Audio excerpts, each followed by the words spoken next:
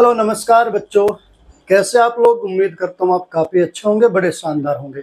बच्चों आज आपके सामने एलसीएम और एचसीएफ की ऐसी जबरदस्त 10 सवाल आपके सामने लेकर आया हूं जो आपके प्रत्येक एग्जाम में पूछे जाते हैं, चाहे वो एसएससी हो, चाहे वो सीपीओ हो, सीएचएसएल हो, चाहे आपका वो कांस्टेबल हो। सभी के सभी टाइप्स के क्वेश्चन आपके एग्जाम में आते हैं। 100% सवाल आपको देखने को मिलेगा।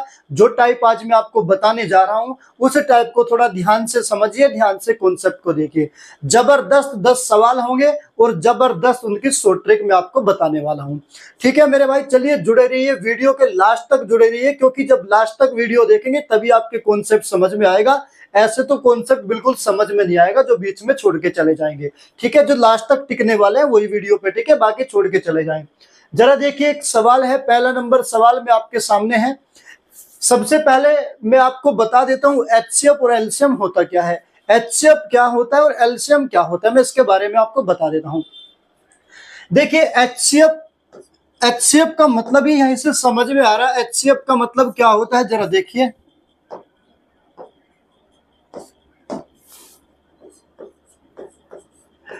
एचसीएफ का मतलब, जैसे एच का मतलब होता है हाई, सी का मतलब होता है कॉमन, और एफ का मतलब होता है फैक्टर।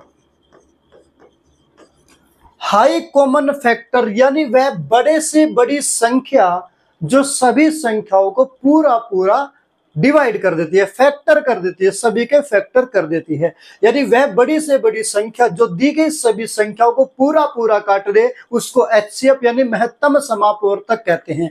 एग्जाम्पल के तौर पर, जैसे अगर कुछ संख्याएं मैं आपसे देता हूं, जैसे 3 है, 6 है, 9 है, 12 है, 24 है। अगर मैं पूछूं आपसे इन संख्याओं का एचसीएफ क्या होगा, तो मैंने कहा वह बड़ी से बड़ी संख्या जो 3 को भी, जो 24 को भी पूरा पूरा काटे, 12 को भी पूरा पूरा काटे, 9 को भी पूरा पूरा काटे, 6 को भी पूरा पूरा काटे और 3 को भी पूरा पूरा काटे।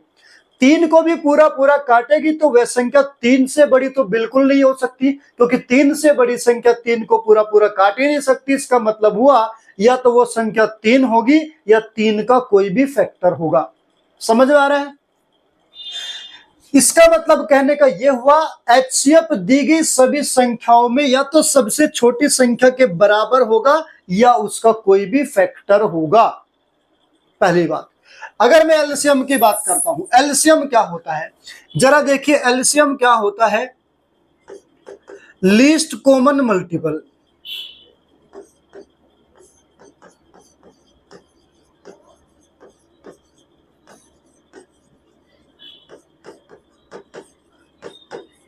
लीस्ट कॉमन मल्टीपल, लीस्ट का मतलब छोटे से छोटा, कॉमन का मतलब सभी में हो, और मल्टीपल का मतलब उसका गुणात्मक खंड हो कोई भी।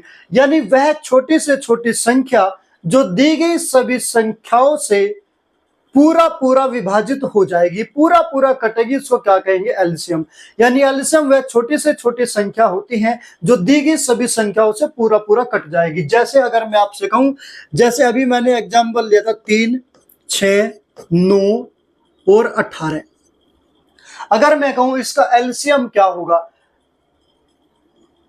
एलसीएम बड़ी से बड़ी मैंने आपको बताया जो 18 है, 9 है, 6 और 3 है। तो जो संख्या 3 से भी पूरा पूरा कटेगी, 6 से भी पूरा पूरा कटेगी, 9 से भी पूरा पूरा कटेगी और 18 से भी पूरा पूरा कटेगी। जब 18 से भी पूरा पूरा कटेगी तो 18 से छोटी तो हो नहीं सकती, क्योंकि 18 से छोटी कोई भी संख्या 18 से पूरा पूरा नहीं कटेगी। तो या तो वो संख्या 18 होगी या 18 का कोई भी मल्टीपल होगी, या तो 18 होगी या 18 का कोई भी मल्टीपल होगी, है ना।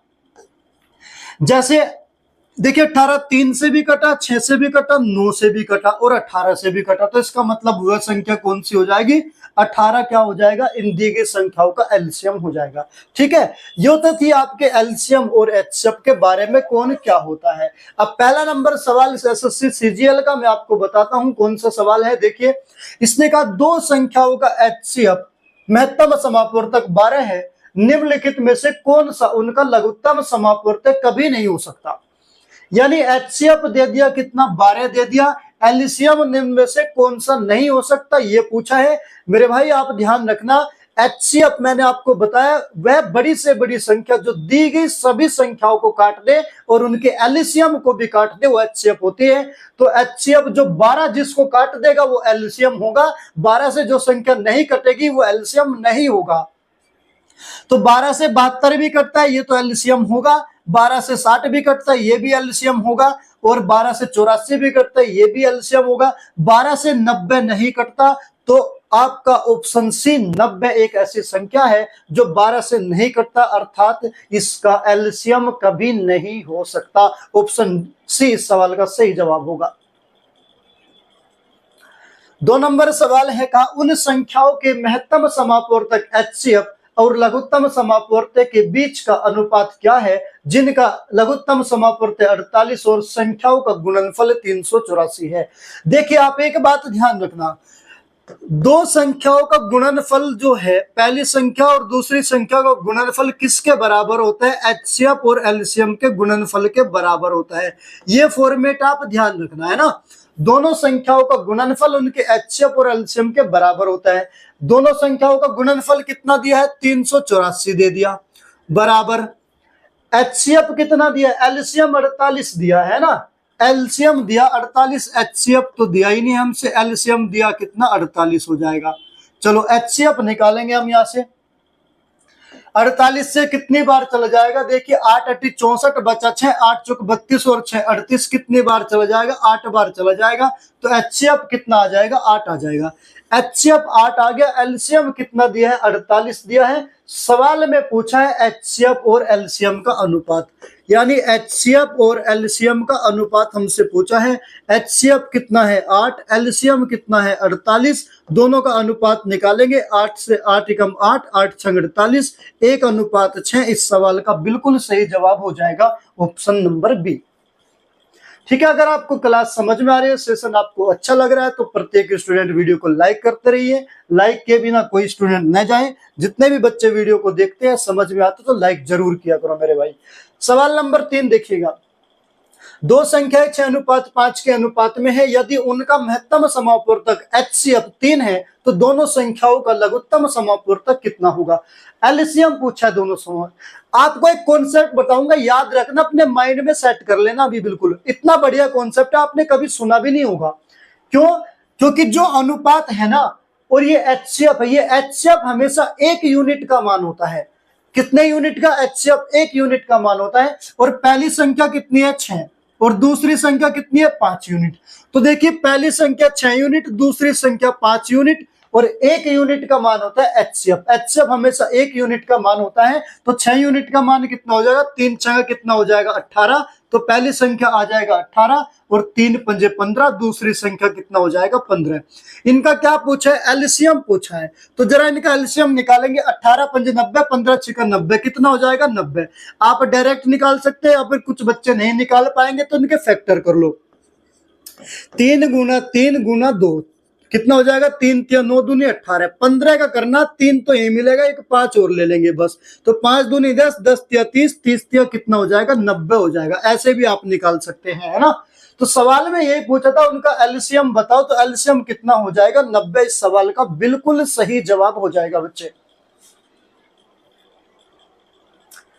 सवाल नंबर 4 में कहा गया है, तीन संख्याएं 2:3:5 के अनुपात में है और उनका लघुत्तम समापवर्तक एलसीएम 90 है, उनका महत्तम समापवर्तक HCF ज्ञात कीजिए। जरा आप देखिएगा, एलसीएम ये दे दिया, HCF पूछा। एक और कॉन्सेप्ट आपके सामने, जबरदस्त कॉन्सेप्ट, जरा ध्यान से सुनिएगा। अगर HCF ना दिया हो, एलसीएम दिया हो, तो HCF का और अनुपात का आपस में यदि गुना करेंगे तो वो एलसीएम के बराबर होगा। कैसे? जरा देखिए, HCF दिया नहीं, तो HCF और गुना अनुपात, अनुपात कितना है? 2 गुना 3 और गुना 5, इनकी आपस में गुना करते हैं तो किसके बराबर होता है? एलसीएम के बराबर होता है। हमेशा ध्यान रखना, जब भी अनुपात का और HCF का आपस में गुना करेंगे तो एलसीएम के बराबर हो जाएगा। तो यहां से हमारा HCF निकल के आ जाएगा।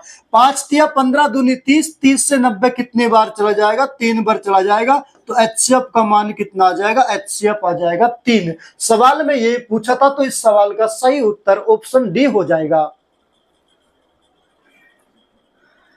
सवाल नंबर 5 का 12/5, 14/15 और 16/17 के महत्तम समापवर्तक यानी एचसीएफ की गणना कीजिए। जब भी आपसे कोई भी फ्रैक्शन या भिन्न दी जाती है और उसका एचसीएफ पूछते हैं तो आप हमेशा ध्यान रखना ऊपर वाली संख्याओं का एचसीएफ और नीचे वाली संख्याओं का एलसीएम। कहने का मतलब ये हुआ जो भी पूछेगा तो ऊपर वाली संख्याओं का वही निकलेगा और उससे अपोजिट नीचे वाली संख्याओं का, यानी अंश का निकालेंगे एचसीएफ और हर का निकालेंगे एलसीएम। तो मैंने आपको बताया था एचसीएफ क्या है, एचसीएफ दी गई सभी संख्याओं को पूरा पूरा काटेगा। तो 12, 14 और 16 को कौन पूरा पूरा काटेगा? ये तो सबसे बड़ी सबसे छोटी संख्या के बराबर होगा या उसका कोई फैक्टर होगा। तो 12 का फैक्टर कौन हुआ? 6, 6 से कौन कटेगा? नहीं कटेगा। तो कौन हुआ? 2 है, 2 से कटेगा, 2 से 12 भी कटेगा, 14 भी कटेगा और 16 भी कटेगा। तो कितना आ जाएगा? 2 आ जाएगा बटे में 5, 15 और 17 का निकालेंगे एलसीएम। 5 से गया 15, तो 15 और 17 का मल्टीपल कितना होगा? 15 सत्ते 105 बचेगा 10, 15 कम 15 और 10 25, कितना आ जाएगा? 2/255। तो कौन सा आ जाएगा? ऑप्शन सी इस सवाल का बिल्कुल सही उत्तर हो जाएगा भाई। सवाल नंबर 6 है, कहा दो संख्याओं का लघुत्तम समापवर्तक एलसीएम 120 है और संख्या 3:8 के अनुपात में, तो संख्याओं का योग बताना है। संख्याओं का योग बताना है तो सबसे पहले हम देखेंगे संख्याओं का एलसीएम दिया है कितना? 20, 120 दिया है। एलसीएम कितना दिया है? 120 दिया है। और यहाँ संख्या किस अनुपात में है? 3:8 के अनुपात में। यानी इनका एलसीएम कितना निकालेंगे? इनका एलसीएम कितना आ जाएगा? इनका भी एलसीएम निकालेंगे। इनका एलसीएम आ जाएगा 3 का और 8 का, एक 3 यूनिट और 8 यूनिट, 24 यूनिट आ जाएगा। इनका एलसीएम कितना आ जाएगा? 3 और 8 का एलसीएम जरा देखिए, यहां देख लेते हैं। 3 और 8 का एलसीएम कितना आ जाएगा?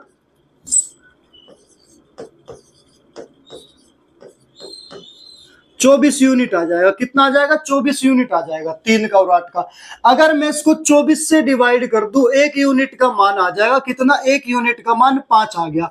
1 यूनिट का मान 5 आ गया तो पहली संख्या कितनी हो जाएगी? 5 तिया 15 और दूसरी संख्या कितना हो जाएगी? 5 अट्ठे 40। दोनों संख्याओं का योग पूछा है, 15 और 40 कितना हो जाएगा? 55। तो दोनों संख्याओं का योग 55। ऑप्शन बी इस सवाल का बिल्कुल सही उत्तर हो जाएगा। यूनिट बराबर कर देना। एलसीएम दिया तो यूनिट का भी एलसीएम निकाल दो, अनुपात का भी।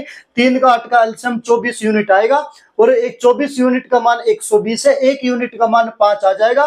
पहली यूनिट 3 है, 5 तिया 15 पहली संख्या, दूसरी संख्या 8 यूनिट है, 5 अट्ठे 40, एक संख्या 40 बड़ी संख्या, एक संख्या 15 बड़ी संख्या 40, दोनों का योग 55। ऑप्शन बी इस सवाल का सही जवाब होगा। 7 नंबर सवाल का दो संख्याओं का एलसीएम 4104 है और एचसीएफ 9 है। यदि संख्याओं में से एक संख्या 171 है तो दूसरी संख्या बताना है। मेरे भाई हमेशा याद रखना, पहली संख्या गुना दूसरी संख्या बराबर होता है एचसीएफ गुना एलसीएम के। तो पहली संख्या का मान कितना दिया है? 171 दिया है। दूसरी संख्या का मान हमें निकालना है बराबर एचसीएफ कितना दिया है? 9 और एलसीएम कितना दिया? 4104। तो दूसरी संख्या का मान निकालना है। 171 9 से डिवाइड करें, कितना? 9 कम 9, 9 9 81, 19 बार चला जाएगा और 19 से इसको डिवाइड करेंगे तो दूसरी संख्या निकल जाएगी। 19 से चला जाएगा, 19 दूनी 38, 3 बचेगा 30 हो जाएगा। 19 से कम 19, 11 बचेगा, कितना हो जाएगा? 114। 19 छिका 114। तो दूसरी संख्या कौन सी आ जाएगी? 216, जो कि आपका ऑप्शन डी इस सवाल का बिल्कुल सही उत्तर होगा। अगला नंबर सवाल का दो संख्याओं का योग 18 है और उनका एचसीएफ और एलसीएम क्रम से 3 और 54 है। उनके व्युत्क्रम क्रमों का योग बताना है। तो मान लेंगे, जरा देखिएगा, एक संख्या मान ली x, एक संख्या मान ली y। अगर मैं इनका व्युत्क्रम करता हूं तो 1/x और 1/y और इसका योग बताना, तो योग निकालेंगे। नीचे कितना? दोनों का गुणनफल xy आ जाएगा, ऊपर कितना आ जाएगा? y + x। इसकी वैल्यू हमें निकालनी है। हमेशा ध्यान रखना है दोनों संख्याओं का गुणनफल क्या होता है। दोनों संख्याओं का गुणनफल एचसीएफ और एलसीएम के गुणनफल के बराबर होता है। और दोनों संख्याओं का योग कितना दिया है? 18। दोनों संख्याओं का योग कितना दिया? योग तो दिया है 18 और गुणनफल क्या होता है, एचसीएफ और एलसीएम का गुणनफल दोनों संख्याओं के गुणनफल के बराबर होता है। तो 3 गुना 54, 3 गुना 54। अब 54 चला जाएगा कितने बार, 18 से चला जाएगा 3 बार, और 3 की 3 में मल्टीप्लाई करेंगे कितना आ जाएगा, 1/9। तो कौन सा आंसर सही होगा आपका, 1/9, ऑप्शन डी इस सवाल का बिल्कुल सही उत्तर हो जाएगा। सवाल नंबर 9, ऐसा सवाल आपको मैं करा के भी चला गया है। 1/2, 3/4, 5/6 और 7/8 का एचसीएफ बताना है। भाई इसका एचसीएफ बताना, ऐसा सवाल मैं आपको करा के चला गया हूं। ये आपके लिए एक होमवर्क होगा। आप इस सवाल का उत्तर कमेंट करके मुझे बताएंगे, इस सवाल का सही जवाब क्या होगा, कमेंट में आप लोग बताओगे। चलिए अगला नंबर सवाल 10 नंबर सवाल, 6 घंटियां जो कि क्रमशः 3, 4, 6, 7, 8 और 12 सेकंड के अंतराल पर बजती हैं, एक साथ बजना शुरू करती हैं, कितने सेकंड के बाद वे फिर से एक साथ बजेगी। मेरे भाई हमेशा याद रखना, जब भी कभी घंटी बजेगी या बत्ती जलेगी तो हमेशा उसका एलसीएम निकलता है। जब भी घंटी बजेगी और बत्ती जलेगी हमेशा उसका क्या निकालेंगे, एलसीएम निकालेंगे। ये बात हमेशा ध्यान रखना, कभी भूलना नहीं है। चलिए इसका एलसीएम निकालेंगे, कितना आएगा, एलसीएम निकाल दो इसका, कितना है 3, 4 का कितना हो जाएगा 2 गुना 2, और 6 का कितना हो जाएगा 3 दूनी 6, यहीं से मिल गया। 7 कितना हो जाएगा गुना 7, और 8 का कितना हो जाएगा 4 दूनी 8, 2 दूनी 4 और 2 यहीं से मिल जाएगा, 4 दूनी 8, और 12 का कितना हो जाएगा 4 तिया 12, 2 दूनी 4, 4 तिया 12 यहीं से मिल जाएगा, है ना। अब इसका एलसीएम कितना आएगा जरा देखिए, 3 दूनी 6 दूनी 12 दूनी 24, 24 सत्ते कितना होता है 168 होता है। यूनिट सेकंड में दिया गया तो सेकंड ही आएगा, कितना सेकंड आ जाएगा 168 सेकंड के बाद फिर से वे एक साथ बजेगी। तो 168 सेकंड का मतलब ऑप्शन बी इस सवाल का बिल्कुल सही उत्तर हो जाएगा। भाई मेरे भाई अगर आपको वीडियो अच्छा लगा है तो वीडियो को लाइक करें और ज्यादा से ज्यादा शेयर करें। ठीक है, मिलते हैं नेक्स्ट क्लास में।